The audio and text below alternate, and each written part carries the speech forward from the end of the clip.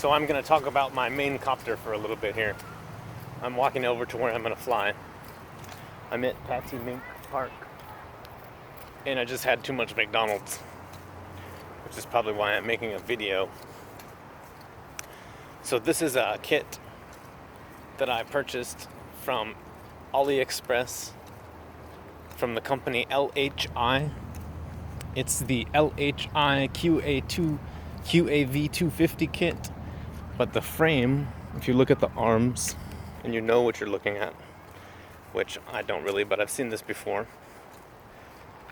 This was sold as an Emax Nighthawk 250 for like a long time, back in the day before I was ever thinking I could afford quadcopters, which was probably accurate because this kit cost me $85, not the $300 for an equivalent kit without a camera that it was costing at the time that I probably saw these pictures around. So the quadcopter has race spec RS2205 motors. It's got these little 20 amp ESCs, 2 to 4S capable ESCs. So I could probably fly this on 4S. It has an SP Racing F3 Acro flight controller. No OSD. So I'm just flying with no OSD. I've been thinking about getting a Minim OSD. In fact, I ordered for like $8 a Banggood Special Minim OSD, which should plug through the flight controller and give me the full Clean Flight OSD. It's running on Clean Flight right now. I think it's 2.10 or something like that, Clean Flight. I know that everybody who is flying a lot of these, kind of copters is running Betaflight, but I'm a beginner and I don't know the difference. And I put Clean Flight on my Sima X5 frame with the F3 flight controller in it. And while it was still flying, right now I think I burned out a FET on that Sima X5 flight controller board, F3 board, brushed or something, because it won't lift off anymore. But while it was flying, it did everything I needed it to do. And that's the case here, where I used Clean Flight because I already had it on my computer and I was getting some familiarity. And I've also read in Facebook posts and whatnot that Clean Flight is more stable and easier for beginners to get a handle on. So I went with Clean Flight for this build. And I'm just going to use Clean Flight. And then one day, maybe when I know more reasons to switch, which I'm sure there are some features of Betaflight that Clean Flight does not include, then I might, pioneer myself into using Betaflight on everything, because I'll want that feature. But while I am just a noob, not like the racer who competed and got 13th today at the Multi-GP Nationals, but flying with my screen on my FlySky and running around with an $85 kit thinking it's the best thing that's ever happened to me, I probably will be just fine on Clean Flight. And so here's, I guess, I just wanted to show my build off. I have a microphone, and I wanted to talk about it a little bit, talk about some problems. So I can talk to the copter. It's inside of that mess of wires, and I wrapped some tape around it so it kind of muffles it a little bit. I've got these two antennas for my transmitter. This is one of those. People say this one does that iBus or S-Bus or something, but this receiver, it actually doesn't. This one is exclusively PWM, so you can see it's got quite an ugly size thing going on in there where there's all these pins, and That's that big mess of yellow tape holding the clips onto the pins,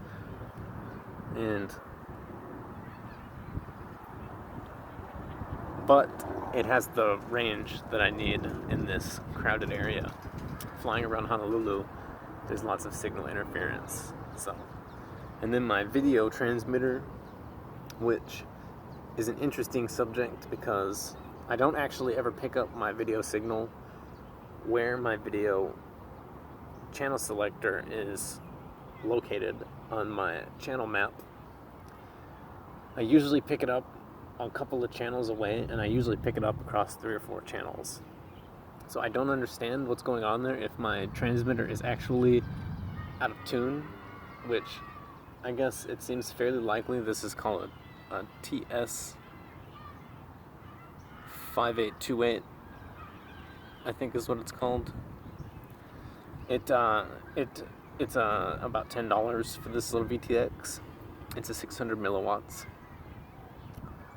I did think that maybe 600 milliwatts when you're standing right next to it might cause these kind of errors, but I don't think so. I think that what's going on is the VTX is actually not transmitting on the frequency you select. It's just that it's out of tune and it transmits, somewhere based on the selection, and then I would have to sit there and flip the switches and see what channels I pop up on to figure out what channel is what, and I have not done that, and I probably won't do that. Maybe over time I'll figure it out on its own. I did install a buzzer in there. I don't know if you can see the buzzer, but that buzzer is super sweet because if I hit a switch, then it starts beeping, and that's my accessory channel 6. Accessory 5 is a 3-position mode selector switch, which is not active right now. I mean, it's active, but all 3 channels on the mode are the same mode, and they all fly the same, so there's no point in changing the mode. But the accessory 5, it turns on the buzzer, and it beeps at a rate, and then I can find it very quickly, which you might say, well, look at this nice park. I mean, look at this nice, beautiful park I'm in. Why do I need to have a buzzer to find my copter? But I do.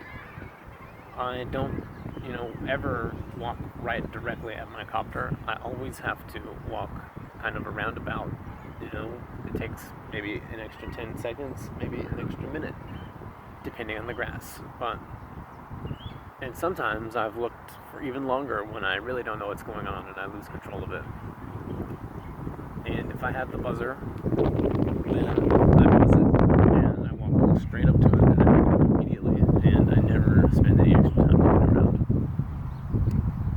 My camera has been giving me issues, and I don't know if it's the camera or not, but the image on my screen starts to get out of whack, where the colors go all funny, the pixels get bigger. I just don't get a good video image. I get a great signal, I get a poor image, and it makes it harder to fly. And the way that it works is, when I first fire up the copter and fly my first battery, the flight is good. But this last flight, by the end of my second battery, I was starting to experience my video issues. So, I don't know what's going on there, but maybe I need to take a little longer breaks between flights in order to make everything work smoothly. I would rather just plug battery after battery through it, and I'm wondering if that might not be a little hard on the equipment.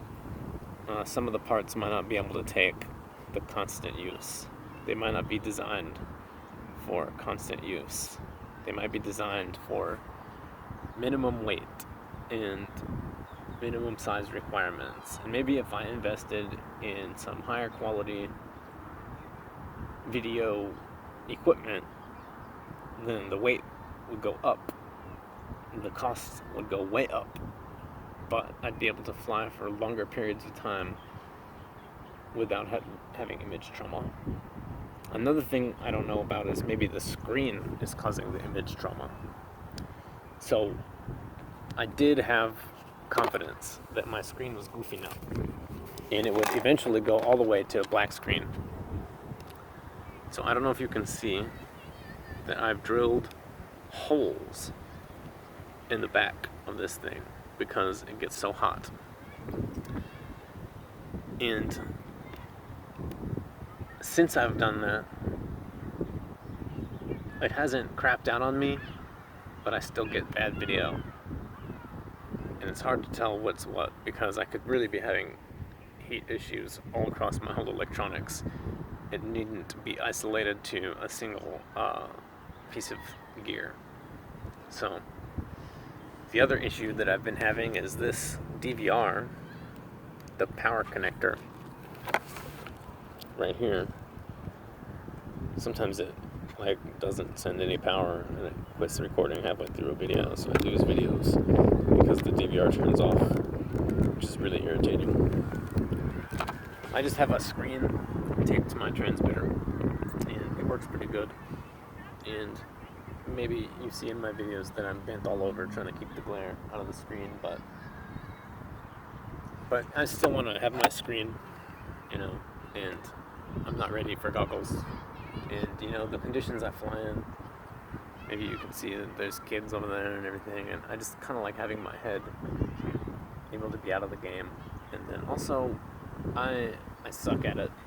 I'm crashing sometimes just from doing it, but when I switch to watching the quadcopter and flying line of sight, then I feel,